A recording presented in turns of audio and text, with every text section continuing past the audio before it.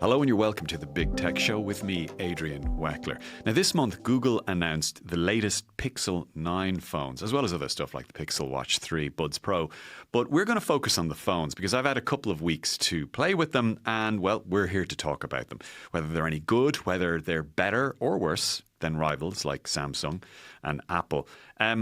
D-Ready, the deal with Pixel phones, because this is the 9th generation, used to be that they were incredibly compelling Google software experiences, the best you could get of Android, wrapped into slightly lesser hardware at a notably cheaper price, €200 cheaper than an iPhone or a Galaxy S, whatever, for example.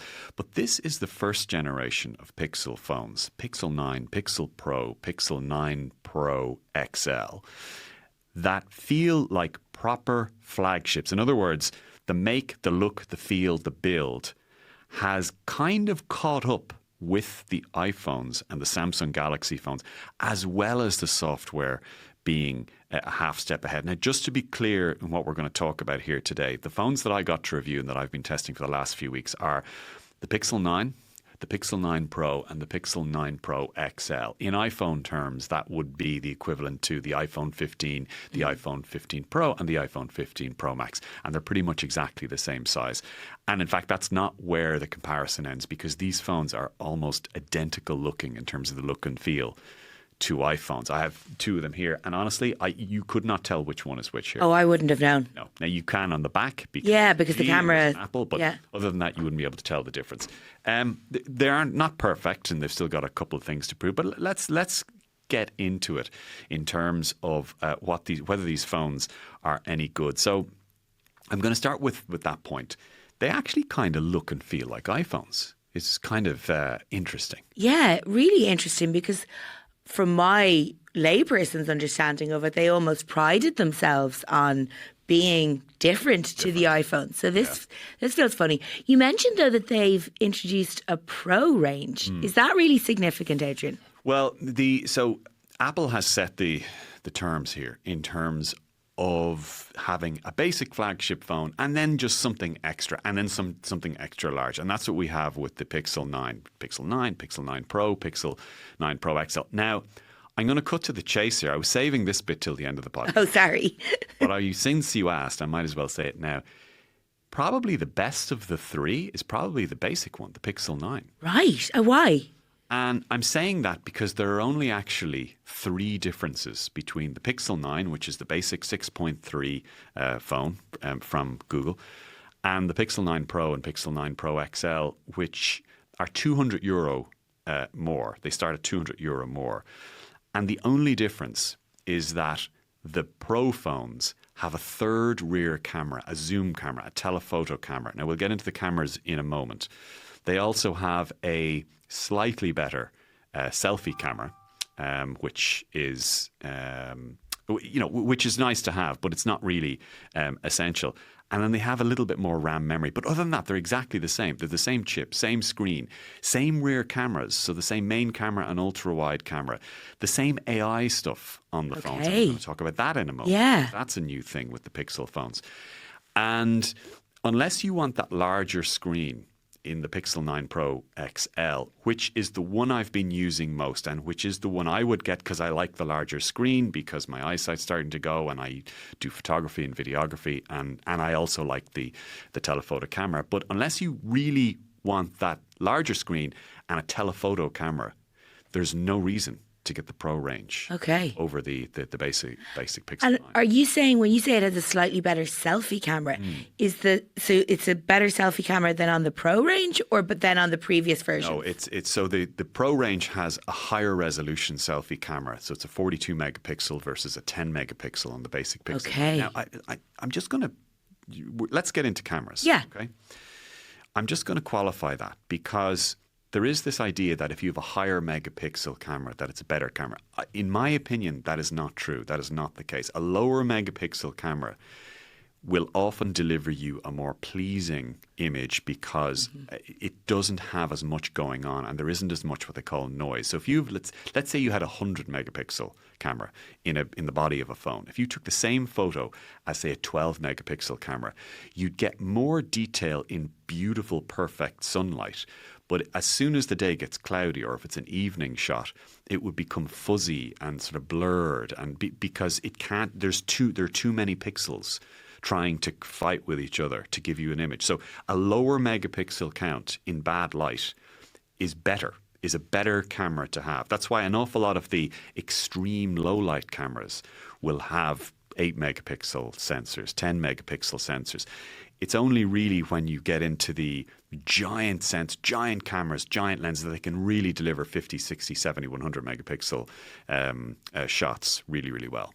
Is that why if I see a really, really nice moon or a nice sky in the evening and I try to take a picture of it on a phone, it's always awful? There's two things going on there. One is the contrast between the moon, which is actually unbelievably bright. Yeah. When you try and take it, and the dark sky around it.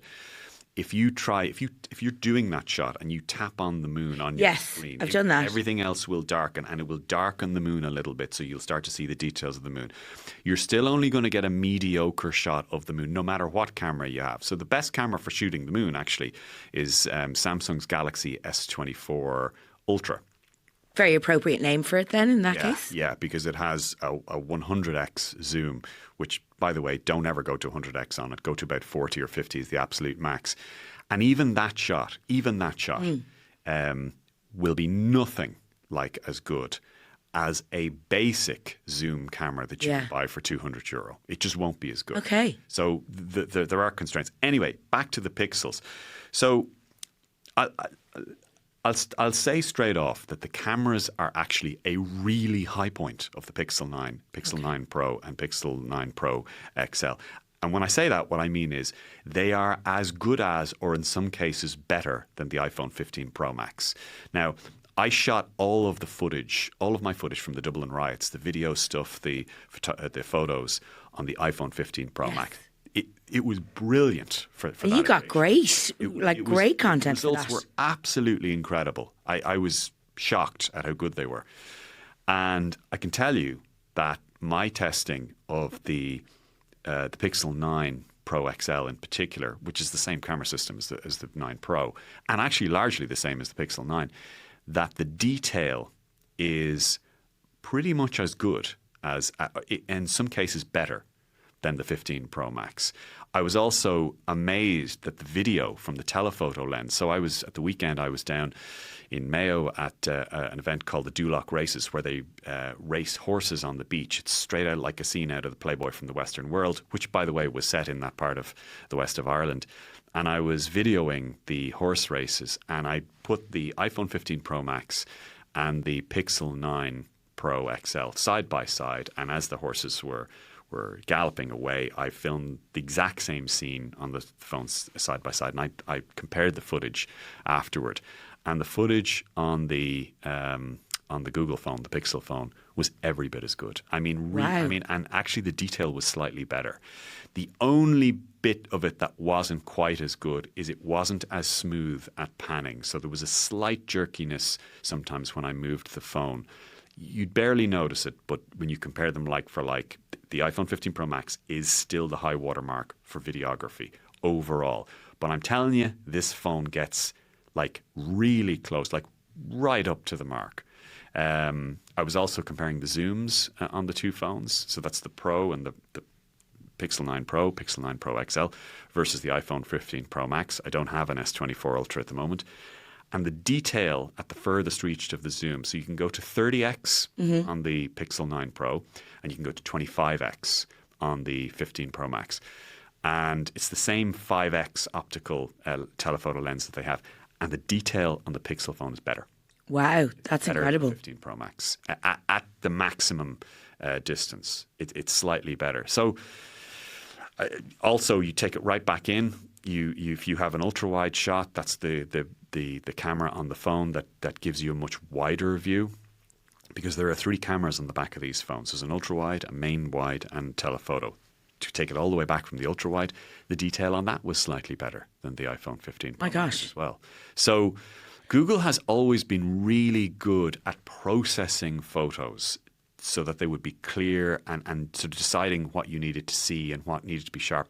and it's done an outstanding job with the Pixel 9 line and the Pixel 9 Pros. That's amazing. And it's interesting, though, to me anyway, that, you're saying how good the detail in these photos is. When I think Google said Pixel cameras don't take photos, they create memories. Oh, yeah. Like, what does that even mean? No, that's the usual guff. I mean, you have to take the launch events with a little bit of a pinch of the salt. They're good. A ladle of salt. Yeah, a ladle. They're good in terms of introducing you to some of the new features that you wouldn't expect. For stuff like camera stuff, unless it's the AI features, then really it's just all marketing guff. You need to test the cameras yourself. Don't ever, for example, trust the photo they show you at a phone launch. And this is true for Samsung, Apple, Google. The photo they show you may technically have been taken on the phone, but it was edited and doctored to an inordinate degree. I've never, ever, in all of my years, I've probably tested more camera phones than anyone else in Ireland. I've never produced a shot natively on any phone I've ever had that had the absolute sort of, clarity that they show you at one of these launches. Right, okay. And I've taken some really much used, published, much circulated, much distributed, some viral photos as well, and I've never come close. So, look, I think we all sort of know that. Yeah. But what they are useful for, and what is new on these phones, are the AI features. Yeah, I was going to ask about that. So, tell me about what this can do in terms of AI, because, I know other Android phones that, say, friends have, they would have automatic filters and stuff when you're taking a photo. So say if there's a group of the girls out for lunch, we'll all go, oh no, use her phone. It's to get a photo of us, it's going to be better. Yeah. There are a few. So the Pixel phones already had for cameras, for photography, for example, they already had stuff like photo unblur. So if you have a slightly blurry photo, you can put it through its filter and it will sharpen it up for you. Now, it's not flawless, but it works fairly That's kind of well. like what you see in detective shows where they're like... Yeah, they zoom in. Yeah. Give me a sharper image on that. Yeah, exactly. So now we can give me a sharper image on that. Yeah, now you can do that. The Pixel phones have a new AI feature with the cameras, which is kind of interesting. It's called Add Me. And the idea is, let's say there are three of you and you want a group photo and there's nobody passing to give your phone to, and you don't want to do the selfie shot, which is the same shot, the wide angle shot, everybody's looking up at the camera. What you can now do is you can take a picture of your two friends. You can then activate this mode, tell one of your friends to come and take the same photo. You stand beside your friend and it will automatically merge them as if you were literally, you had all taken the same shot That's together. wild. It is, and it works, and it's interesting. That does kind of bear up, though, there, the line we were slagging off for being marketing guff, though, because it's not taking a photo, it is taking a memory of that moment together. Now, is it?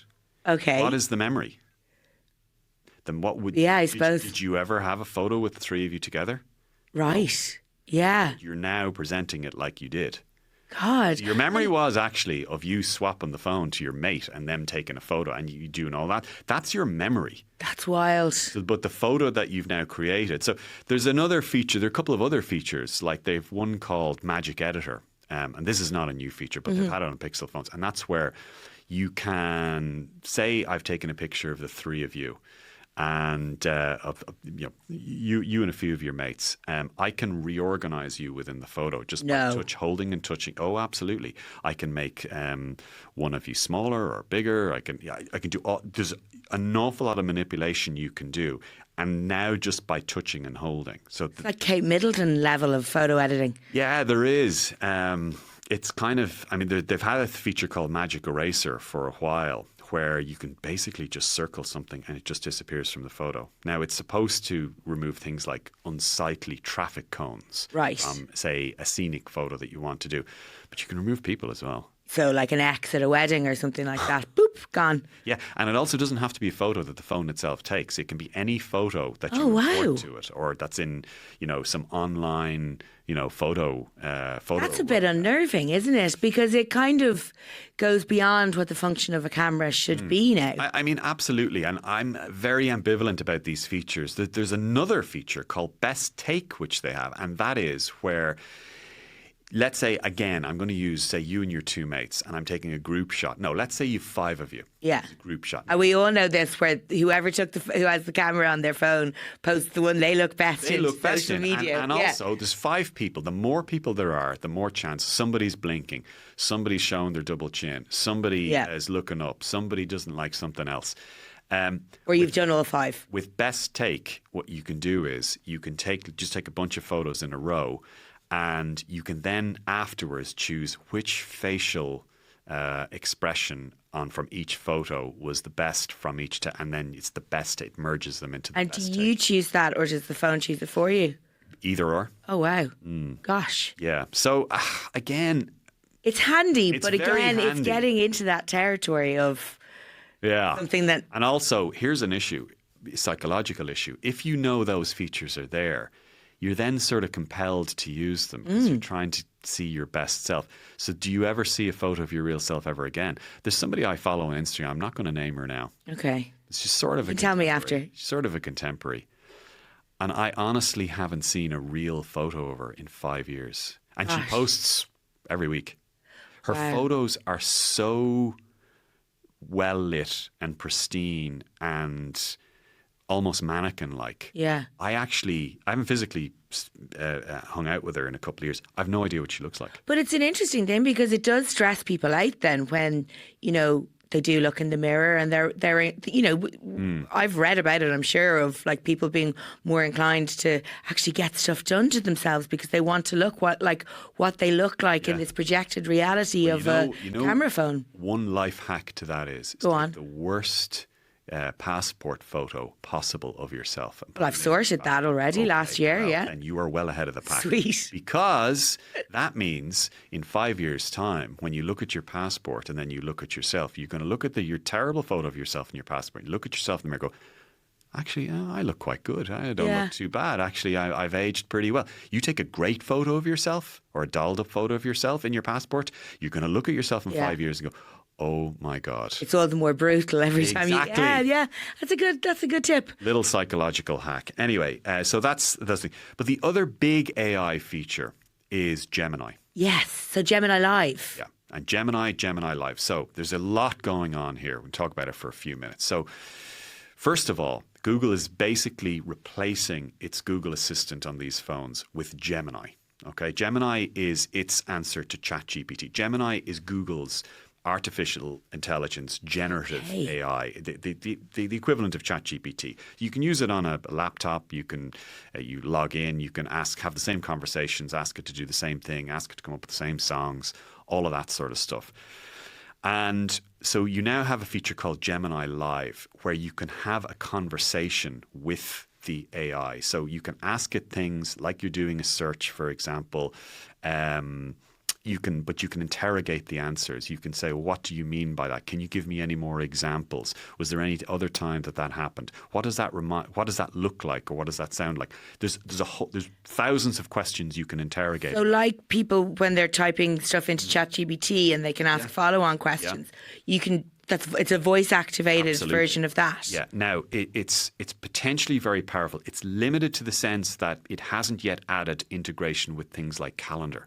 So I can't ask it something like, can you tell me what I've got on tomorrow at 3:00? Am I free? Okay. You can't ask it to do that yet. But Which is arguably the most useful thing that an assistant could do. Absolutely, yeah. So, but they'll get there fairly soon. But it will give you fairly sort of critical stuff as well. I started asking it about some of the controversial elements of Elon Musk's character. And it started talking to me about, criticism he's had about dog whistling over white supremacy and stuff like that. So, it's not really pulling its punches either. There's a really interesting... Not powered by Grok then, I take it. Oh my goodness, Yeah. Grok. Grok is going to end up getting X and Elon Musk sued into the ground by companies like Nintendo, because all of these generative AI assistants have filters and guardrails that prevent them from giving you back imagery in particular based on copyrighted or proprietary material. Like on Gemini, for example, I can't ask it to show me a female Nintendo a games character. It won't do it. Yeah. In fact, it won't. It won't show me. Or you can't get a any human Disney imagery. character No. in a Marvel film On kind Grok, of thing. You can It will, have Disney yeah. characters doing unmentionables. Oh dear. And in fact, I think Elon Musk was reposting or responding to or liking some very edgy examples of that. And Does like being an edgelord. he does, and he has a lot of money to defend lawsuits as well, although not that much from advertisers. But so that's a big one for the Pixel 9s. And overall, that is probably a reason to get the Pixel 9 over, say, a Samsung Galaxy or an iPhone, because they are introducing their own AI features as well, but they're not as baked in and they're not as native as Google's is. Yeah. Okay. Also, Apple's AI is not coming to Europe for the rest of the year. Why is that? Well, they say because they don't know what the regulatory landscape is, and that's because of the Data Protection Commission here, which has asked questions about what is it training its AI models on. There's a funny little situation with the Pixel 9 phones. There's an app that it has called Pixel Studio. It's a new AI app, and it's an image generator. So I can ask it to do anything. Show me an Irish dog dancing. You know, the kind of sort of generative AI images that we've been able to do for a couple of years. It will do that natively on your phone. You just type in the request. And are they good? They're not fingered monsters? No, they're good. They are good. And you can choose whether it's a realistic shot or it's a sketch shot, or an anime shot, a cartoon shot, a video game shot. They're quite good. They won't do humans, but you can cheat. You can ask for example, show me a realistic looking android doing X, Y, and Z, and you're kind of getting close to human. It won't do naughty stuff, but you can cheat. Okay. I'd spend about 20 minutes just testing the limits. So, for example, I'm working here. for example, it will not respond to slang terms or normal English terms for parts of the body that you might be looking for at a certain time of the night. I don't know. Yeah. But if you use the medical term, it will. Oh, right. So, for example, sense, I got it to return images from semi-medical, but also semi-realistic of, for example, a gluteal. So glute. Oh, yeah, I know. It took me a second, but I know. Yeah. Of mammary. Oh, I see. Okay. These are medical terms. Yeah. Of phallus. Okay. And the phallus ones are pretty funny because they're basically representations or like AI generated like 3D model sort of things. Okay. I will let listeners test it out themselves. Yeah. Although God, I mean, if that's what you're I mean, it's the mildest turning to, possible, and it's not a reason to buy this phone. But that's kind of human nature to want to test all. What I was getting elements. around to there, my long-winded way, was this Pixel Studio is not actually available, as far as I can see, on the Pixel 9 phones sold in the EU, unless you go into settings and change your language to English American. So, you know, when you're setting up a phone and it'll say, what language do you use? And it's English. You know, is it UK English, American English, Irish English, Indian English? It'll give you lots of English. If you choose Irish English, you're locked in. As far as I can see, you don't get Pixel Studio on your phone. If you choose American English, because I went back in and changed it, you get Pixel Studio on your phone. And that is the reason. That gets to the nub of it as to AI in Europe. From a European regulatory point of view, the big companies are holding back on releasing AI features like Pixel Studio in Europe because of the regulatory climate here, because of uncertainty over data privacy. Yeah. But in America, they're releasing all these features. So if you can hack your phone to make it think it's American, you get all the features. But that's interesting because I was going to ask you about that. For somebody who wants the best smartphone, but maybe is a little bit put off by the data sharing implications of, you know, using a virtual assistant or having a phone that has, I suppose, so much access to all these different facets of your life. Yeah. You know, what are your thoughts on that? Is that something people should be worried about?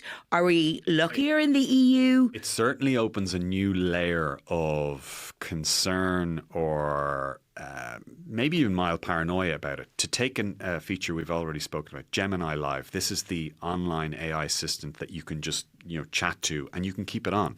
If you keep it on, the microphone is always on.